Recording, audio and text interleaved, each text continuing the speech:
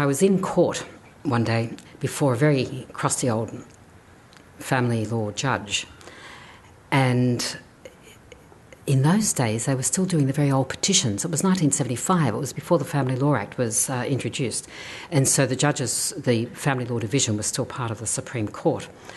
And I was in court running through one of these petitions, and I came out.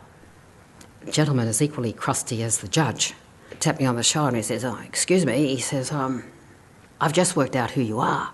In that very crusty old voice. "You must come up and meet the other members of the floor." And at this stage I still actually didn't even know who he was. It was Peter Vine Hall, a barrister on the 9th floor. And he said to me, "Haven't seen one of you young ones not fluff your lines." And he went back to the floor and he spoke on my behalf. And I'm told that that's why I got the room. As with many of her women predecessors at the bar, Margaret Beasley was compelled to take family law work to begin with, which brought her before Justice Anthony Larkins. I was in court one morning getting ready, and Larkins' associate was also in court getting ready. And I'd actually always thought she was a bit difficult.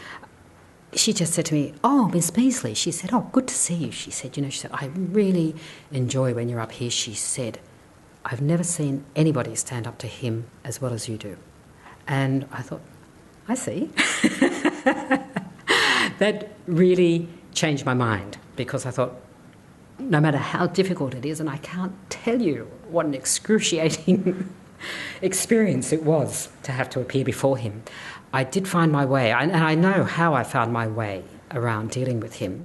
What I notice is that if you let him carry on, and he had a wonderful command of the English language, and he would spout forth on these in this extraordinary way, and I'd just let him do it, and I'd just wait for him to pause, and I'd move on to my next submission or my next paragraph.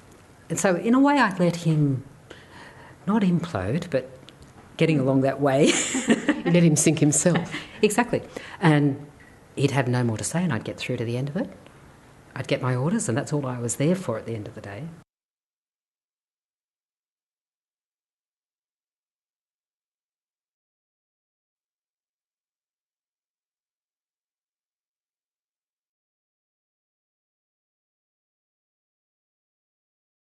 From 1976, the numbers of women in active practice at the bar increased somewhat, a point that didn't go unnoticed by the media.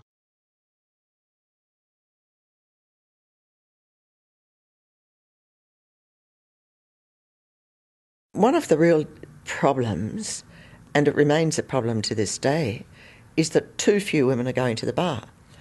Even then, back in the 80s, women were starting to go through law school in pretty much equal numbers. And certainly for the last 20 plus years, women have been graduating in more than equal numbers from the law school. We've still only got something, I think it's 17% of women at the New South Wales bar. And that's terrible. And the problem here is that by and large, the bar still constitutes the pool from which judges are appointed. And so with only 17%, we don't have enough in the pool. What to you are the systemic barriers that remain to women rising up in the profession and being accepted to the point where we could all just say we are all barristers? We are not women barristers or men barristers, we are all barristers, for example. Work hours. I would put it down significantly to work hours. When I was appointed, I'd only been a silk for 3 years, and I was becoming unbelievably busy. And I had 3 young kids, quite young. The youngest was 15 months when I was appointed to the bench. It gave me a structure which I didn't have otherwise. And the structure was actually the amount of leave that I had. If you're going to have family, you have to have a lot of help.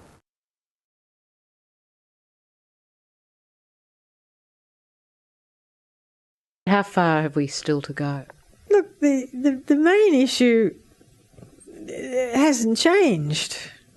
It will never be easy because the barrister's life is very demanding. And if you're engaged with clients, you don't have control over, not complete control over when a case comes up, when you're required. You've got to be there. got to be available. And if you're not available, that will go against you career-wise. Oh, I think if you want to go to the bar, you have to go to the bar, because if you don't, you'll wish you did. And whether it's easier now than it was then, I don't know. In some respects, maybe yes, in others, no. It's an individual choice, but I think it's a good life. People told me don't come to the bar, and I came. If you want to do it, you do it. And if you fail, you fail. And if you succeed, you succeed. It's everything in life you have to make your own decisions about, and you can't rely on somebody else to tell you what to do. I'll go for it. I mean, absolutely. One thing I do say, though, is if you don't love it, don't do it. I think the bar is too hard as a profession for anybody if you don't really love it.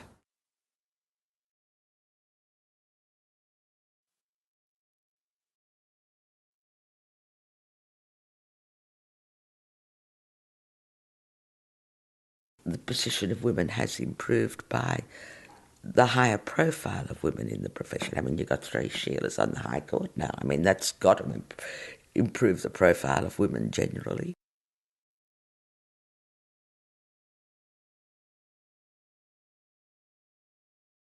So what advice would you give to women thinking of coming to the bar today? Please do it. We need to get the numbers there.